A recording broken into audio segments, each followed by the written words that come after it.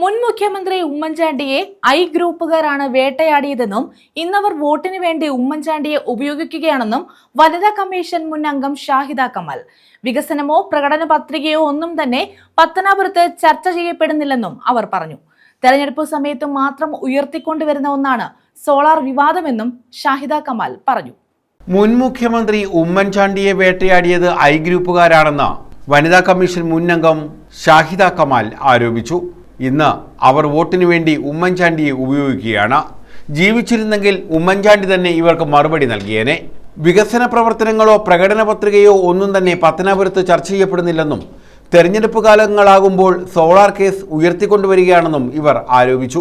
ഒരു നിയോജകമണ്ഡലമായിട്ടുള്ള പത്തനാപുരം നിയോജകമണ്ഡലത്തിൽ മാത്രം രാഷ്ട്രീയം ചർച്ച ചെയ്യപ്പെടുന്നില്ല, വികസനം ചർച്ച ചെയ്യപ്പെടുന്നില്ല, മണ്ഡലത്തിൻ്റെ പുരോഗതി ചർച്ച ചെയ്യപ്പെടുന്നില്ല, മണ്ഡലത്തിൻ്റെ ഭാവിയെക്കുറിച്ച് ചർച്ച ചെയ്യപ്പെടുന്നില്ല.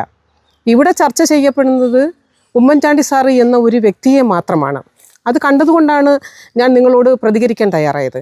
കാരണം 10-30 വർഷക്കാലം കോൺഗ്രസ്സിൽ എ ഗ്രൂപ്പിൽ ഉമ്മൻചാണ്ടി സാറിൻ്റെ അനുഭാവിയായും അനുയായിയായിട്ടും പ്രവർത്തിച്ചിട്ടുള്ള ഒരു വ്യക്തി എന്ന നിലയിലാണ് എനിക്ക് ഇത് പറയേണ്ടി വരുന്നത്. കാരണം ഒരുപക്ഷെ ഉമ്മൻചാണ്ടി സാർ ഇന്ന് ജീവിച്ചിരുന്നെങ്കിൽ ഉമ്മൻചാണ്ടി സാറിനെ മുതലെടുക്കുന്നവർക്കെതിരെ ഉമ്മൻചാണ്ടി സാർ തന്നെ എതിരായിട്ട് വരുമായിരുന്നു എന്ന് എനിക്ക് തോന്നിയത് കൊണ്ടാണ് ഞാനിത് പ്രതികരിക്കുന്നത്. ഇവിടെ സോളാർ വിഷയവുമായിട്ട് ബന്ധപ്പെട്ടാണല്ലോ ശ്രീ KB ഗണേഷ് കുമാറിനെതിരെ ഈ ഉമ്മൻചാണ്ടി സാറിൻ്റെ പേര് പറഞ്ഞിട്ട് ഇവിടെ വോട്ട് പിടിക്കുന്നത്. യഥാർത്ഥത്തിൽ ഉമ്മൻചാണ്ടി സാറ് ഇന്നും ആരോഗ്യവാനായിട്ട് ജീവിച്ചിരിക്കേണ്ട ഒരു വ്യക്തി തന്നെയാണ് എന്ന് വിശ്വസിക്കുന്നവരാണ് കേരളത്തിലെ ബഹുഭൂരിപക്ഷം കക്ഷി രാഷ്ട്രീയത്തിന് അതീതമായിട്ട് അദ്ദേഹത്തിനെ സ്നേഹിക്കുന്ന ബഹുജനങ്ങൾ ആഗ്രഹിച്ചിട്ടുള്ളത്. അദ്ദേഹത്തിൻ്റെ അകാല മരണത്തിന് ഉത്തരവാദികൾ കോൺഗ്രസ്സുകാരാണ്. പ്രത്യേകിച്ചും ജ്യോതി ചാമക്കാല ഉൾപ്പെടുന്ന ഐ ഗ്രൂപ്പ് വിഭാഗത്തിൽപ്പെട്ടവരാണ് അദ്ദേഹത്തെ ഏറ്റവും കൂടുതൽ വേട്ടയാടിയത്. അന്ന് ഞാൻ കോൺഗ്രസ്സിൽ പ്രവർത്തിക്കുന്ന സമയമാണ്.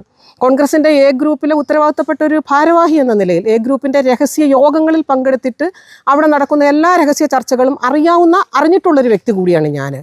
യഥാർത്ഥത്തിൽ CPM-ഓ BJP-യോ മറ്റ് ഏതെങ്കിലും വ്യക്തികളോ രാഷ്ട്രീയ പാർട്ടികളോ അല്ല ഈ സോളാർ വിഷയം കേരളത്തിൽ ഉയർത്തിക്കൊണ്ടുവന്നത്.